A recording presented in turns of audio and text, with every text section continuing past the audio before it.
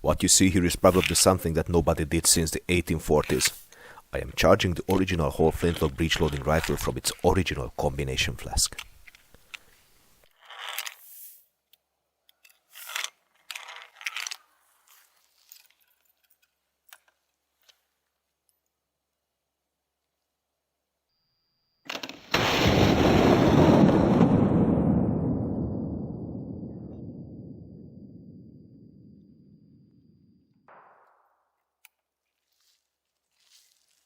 The model 1819 whole rifle is a really straightforward arm. It's not only a flintlock breech loader, but this is an interchangeable flintlock breech loader. It was designed by John Hancock Hall. He was the superintendent of the rifle works of the Harper's Ferry Arsenal, and he was also responsible for developing production methods for reaching complete interchangeability in the small arms production. It is less known that originally the whole rifle was not intended to be loaded with paper cartridges holding the powder and the ball, but with loose powder and the 5.25 naked round ball. Now, these two parts of the charge, they were dispensed by a special flask. It is the whole combination flask holding both the bullets and the powder charge. And of course, this was used for priming the pen also. These flasks today are extremely rare and extremely expensive, but this is a historical shooting channel, meaning that I had to find a way to try how convenient and how easy and how fast it was to use them. So I decided to make my own. Now these flasks, they were in service up until the 1840s when they were replaced with the model 1841 riflemen accoutrements. But up until that time, probably these were the most important accoutrements for the riflemen using a whole breech loading flintlock rifle. So what you're about to see is the production of this reproduction combination flask, but I would like to warn you that I'm not a professional metal worker. So all the solutions that you will see are coming from the mind of a history teacher, never forget that. So all these solutions are not based on proper metalworking education. So I would like to now apologize to the harness maker, the gunsmiths and the leather worker friends of the channel, because what I do is rough. Fortunately, the originals were also rough, so I have a beautiful excuse here. These flasks were made of iron sheet and were painted black.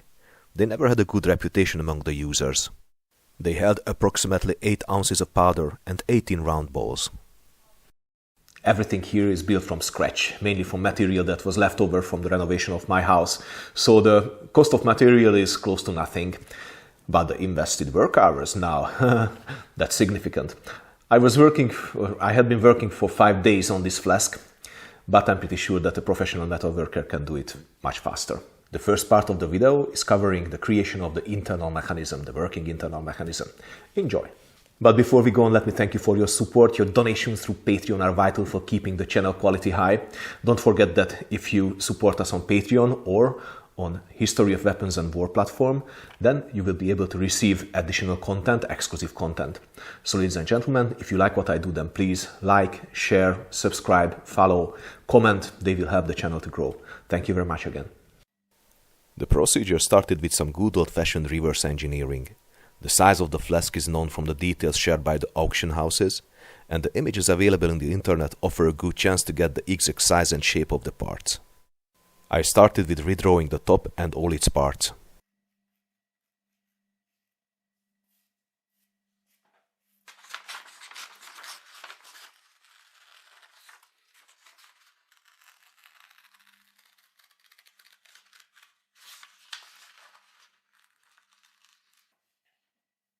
The raw material came from old hinges that had the desired thickness. They are also soft enough for handwork. I glued the properly sized shames of the parts to the metal and started the challenge.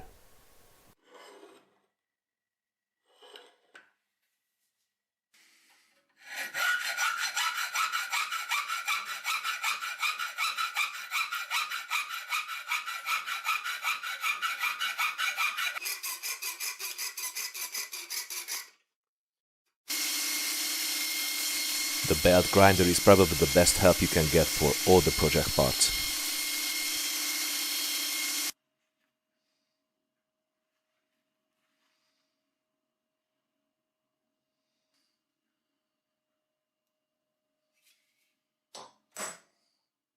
Let's drill the holes for the screws.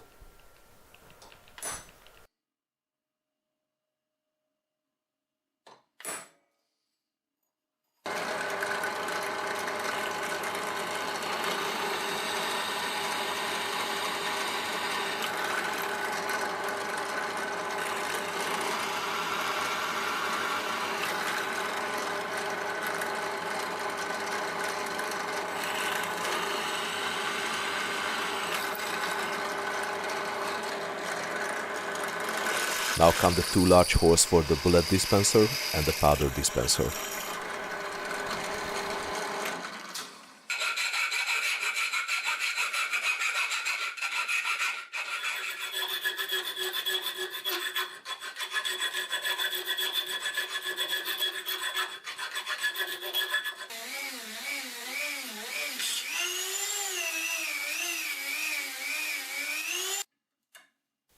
The brass tubing has an inner diameter of 14 mm and an outer diameter of 16 mm. This will hold the round balls.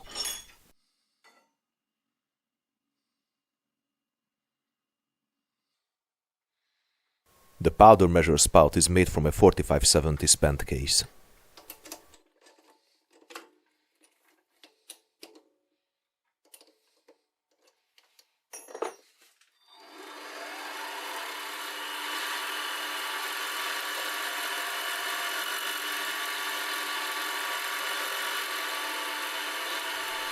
I started with removing the rim and then making a heel for the soldering and then drilling the hole.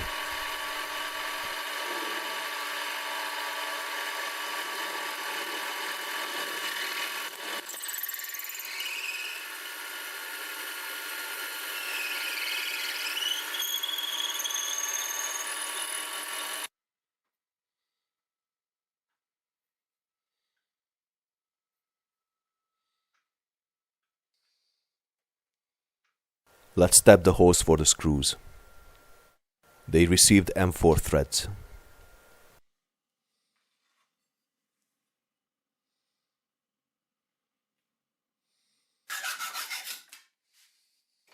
Now it is time to shape the levers for the powder and the ball dispenser.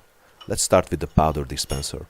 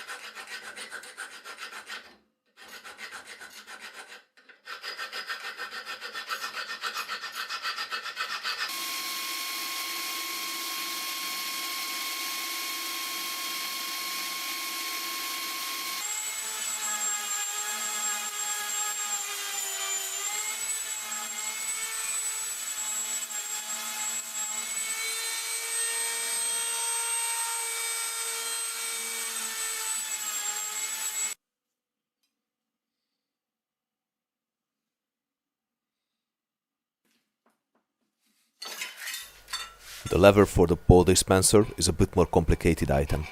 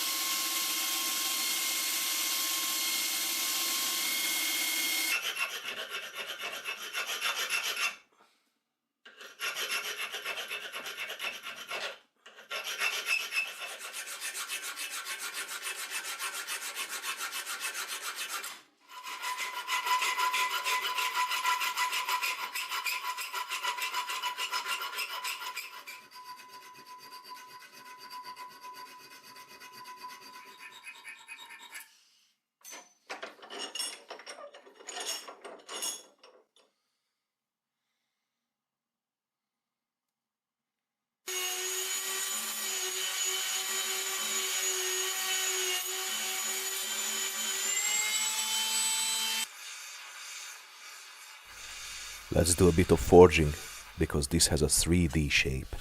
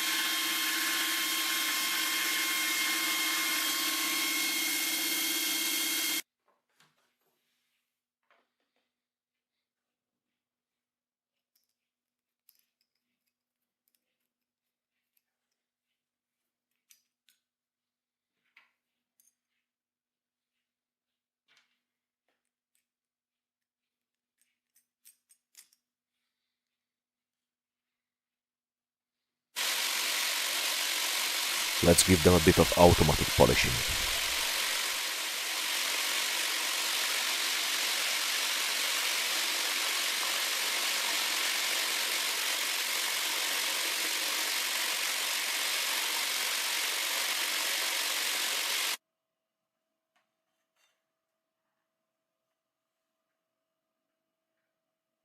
Let's cut the magazine for the bolts to the exact size.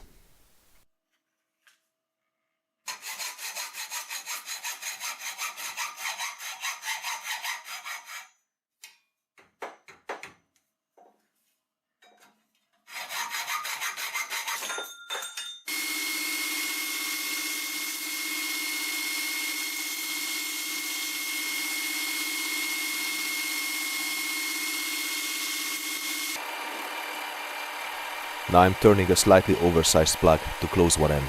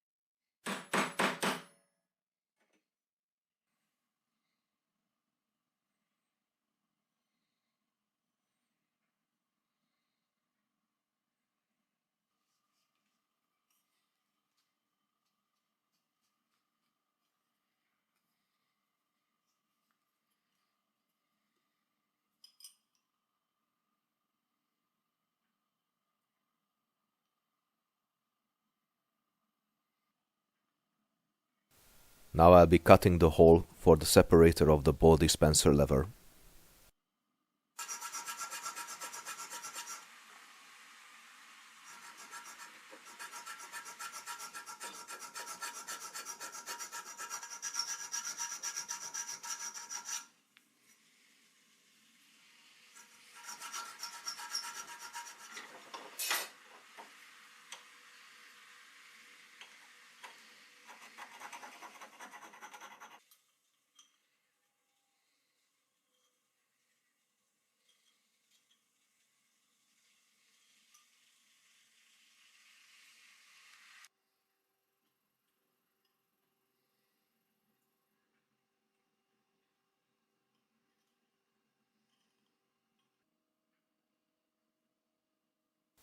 Let's solder the spout and the ball magazine to the top.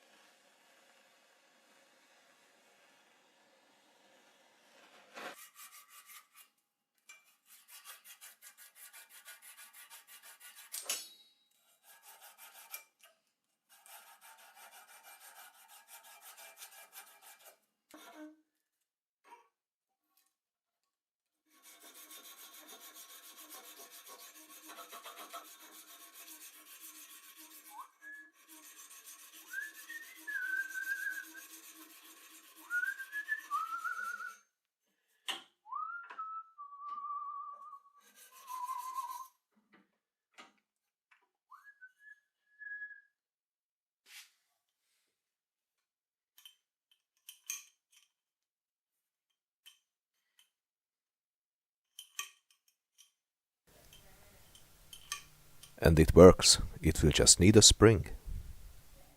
An old kitchen knife is a good raw material for a spring.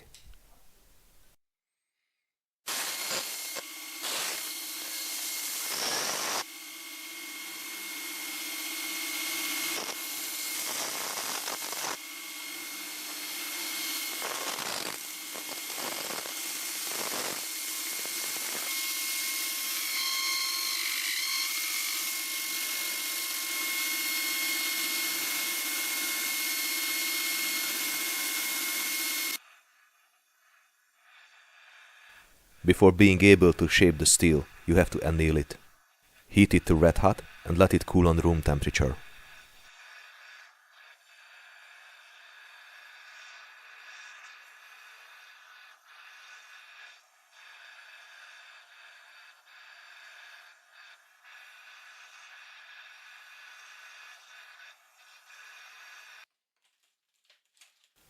Now your metal is soft, so you can shape it to any form.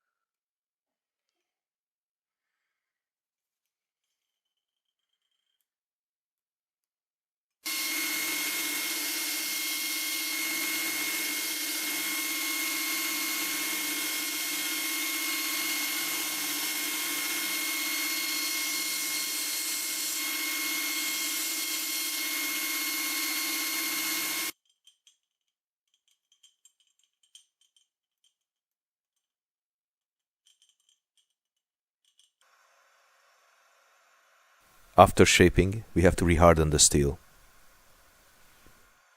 Heat it to cherry red hot again and quench it in water, but rather in oil.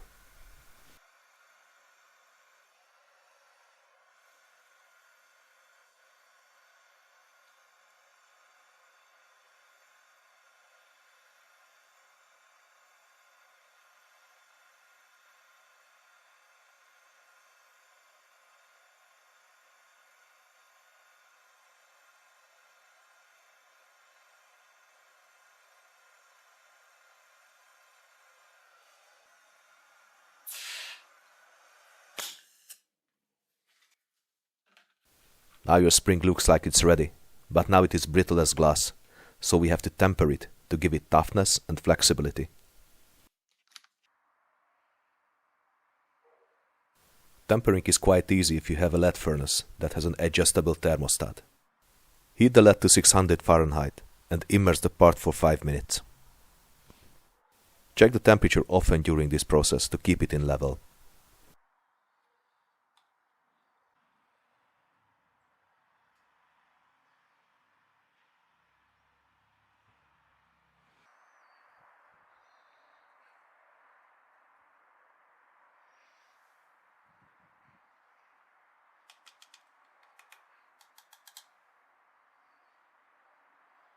And there you go, your spring is ready.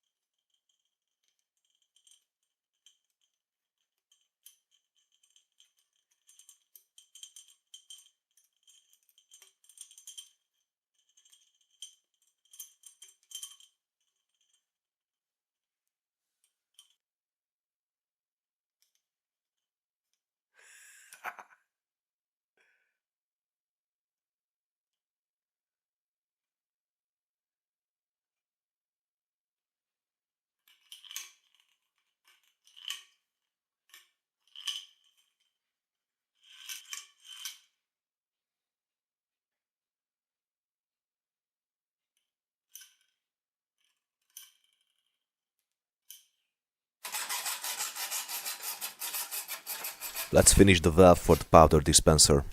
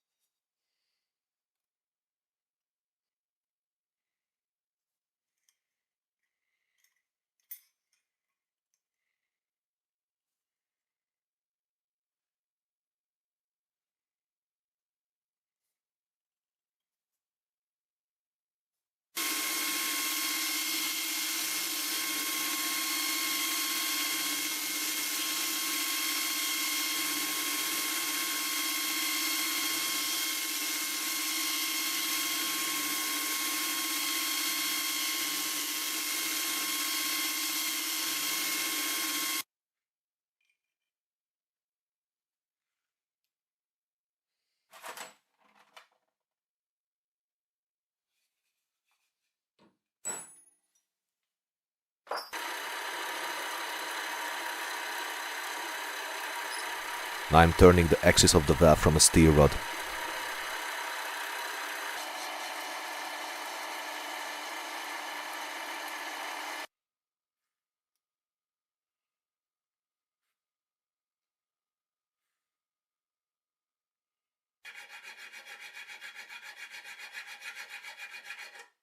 Both the lever and the valve plate will be soldered to the axis, so I'm creating a surface that the solder can grab firmly.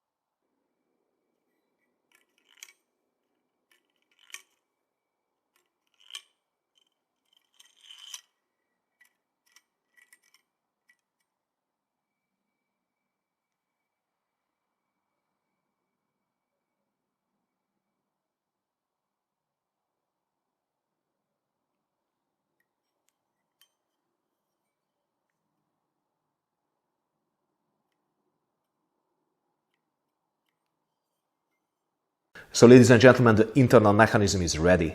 Thank you very much for watching Capandball. If you wish to support us, you can do it through Patreon. You will receive exclusive content there. We are also present on History of Weapons and War platform. You can also support us there, but you can also buy a channel membership for exclusive content here on YouTube. So ladies and gentlemen, up until the next part of making this flask video, stay cool and keep your powder dry.